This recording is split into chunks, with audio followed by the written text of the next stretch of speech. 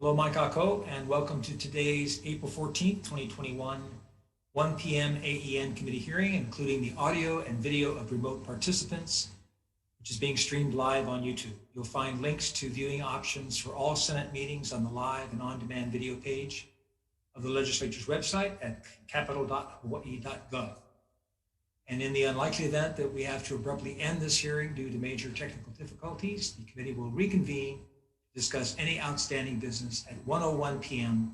on April 16th during our AEN via video conference time slot. And a public notice will be posted on the legislature's website. For testifiers, all testifier audio will be muted and video disabled until shortly before it's your turn to testify. And because of our 90-minute time limit for each of the AEN hearings, there'll be a 2-minute time limit for all testifiers. And we'll have a virtual countdown timer on the Zoom screen, so please be aware of the timer. I'll be announcing only the testifiers who will be providing testimony via Zoom. For the complete list of testifiers, along with all of the written testimony, please go to the legislature's website and you'll find a link on the status page for the measure.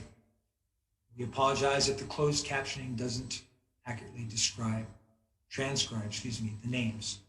So we have two GM's, governor's messages on our 1 p.m. agenda. And first is GM 752, submitting for consideration and confirmation to the Molokai Irrigation System Water Users Advisory Board, gubernatorial nominee Nathaniel Oswald, for a term to expire June 30th, 2025. And first testifier we have up is Phyllis Shimokuro-Geiser from the Department of Ag. Phyllis?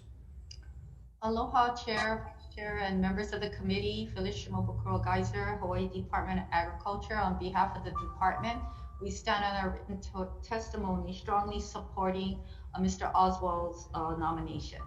Mahalo. Thank you, Phyllis. And next up, we have Nathaniel Oswald, nominee.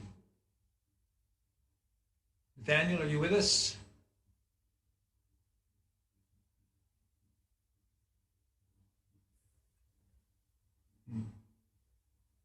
Maybe he'll join us there. Any questions for our lone testifier?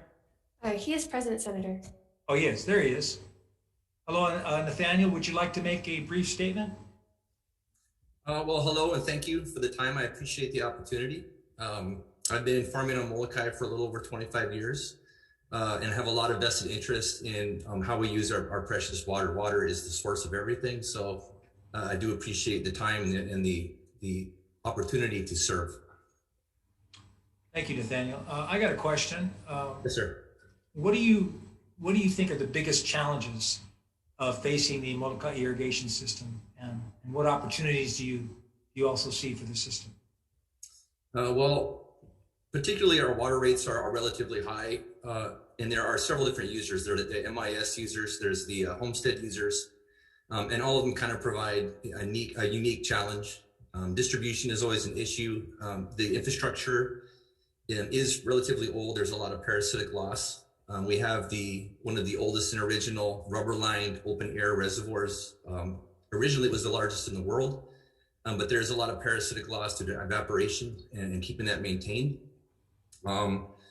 There's also, I know the governor is pushing for a mandate to try and increase food production in our state 30%. And to allow farmers and growers access to this water is going to be paramount in making sure that those requirements are met, or we can at least try and increase our food production. I also noticed over the last 25 years that there's a lot of passionate people because without water, we have nothing here. So how we maintain that water flow from the mountain down to the ocean and how it affects all users, we need to look at holistically, not just piecemeal.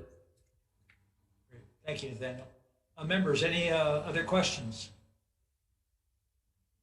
Okay, moving on to GM 753, submitting for consideration and confirmation to the Molokai Irrigation System Water Users Advisory Board, gubernatorial nominee Faith Tuipulotu, for a term to expire on June 30th, 2024. And first up is Phyllis again, advisor from the Department of Ag. Aloha, Chair, members of the committee. The department stands on its written testimony, strongly supporting the nomination of Ms. Tui Pulotu. Thank you. Thank you, Phyllis.